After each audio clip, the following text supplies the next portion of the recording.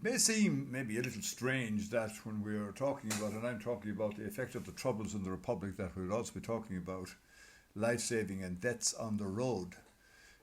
The fact is that despite the enormous casualties and deaths and injuries from the terrorist campaigns, both north and south, the deaths on our roads for many years had been many multiples of the terrorist deaths. But however, as we reached the middle of the 1990s, it became apparent that it was possible that there would be a peace dividend. And for the Garda Síochána, that allowed the possibility of diverting resources and energies and planning to dealing with the road deaths, together with partners. This could not be achieved on its own, and there are three key factors in terms of the strategies that underpin road safety enforcement. Yes, the first is enforcement, which is a matter for the Garda Síochána.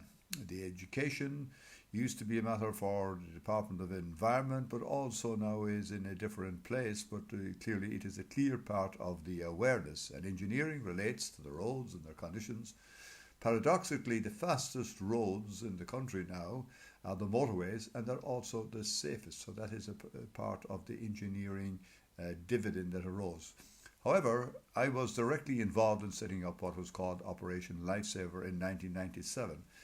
And together with partners, the idea was that we would develop a strategy based on the best practice around the world. I went to Victoria in Australia, and they had a very impressive system there based on rapid automatic electronic speed detection systems. They also had a campaign dealing with seat belt wearing, a campaign dealing with drunk driving, and also dangerous and careless driving and the use of mobile phones. So we devised a plan to introduce an automated speed detection system, which was then called the GATSO system.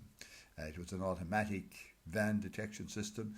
The current equivalent is the GoSafe cameras that you see around in vans around the country. And this was a highly effective and efficient system, and it raised a very important thing when one talks about any behaviour. It raised the possibility that if you drove excessively fast, or if you drove without your seatbelts, or if you were involved in drunk driving or dangerous driving, there was a very high probability that you would be detected.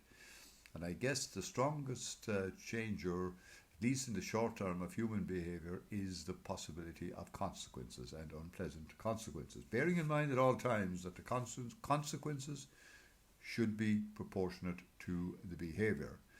That system was extraordinarily effective, and it, in relation to speeding in particular, the use of these GATSO detection vans allowed for a rapid and flexible system of speed detection, meaning that one could shift the resources to the point of greatest need if there was an outbreak or a change in behaviour in a particular part of the country, whether it was Donegal or Cork or Dublin. You could move mobile detection devices to deal specifically with that area. Now that is no longer possible because in the middle 2000s, the decision was taken take away that automatic speed detection almost exclusively from the guards and award a very lucrative contract to a private contractor to do the same thing. But one extraordinarily important difference is that the contractors which now carry the GoSafe logo are only permitted to mount their detection points at prefixed and predetermined locations, and they are not allowed to have a flexible approach.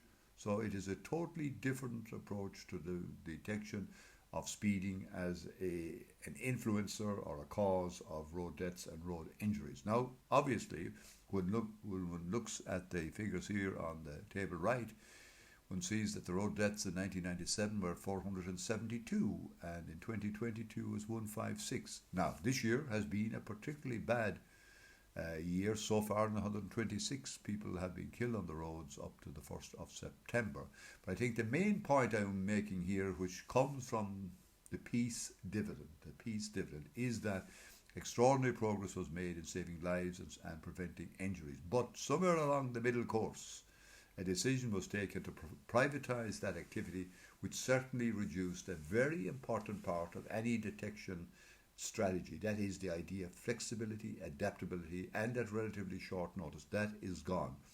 And that is a huge deficit in the current road safety speeding detection system.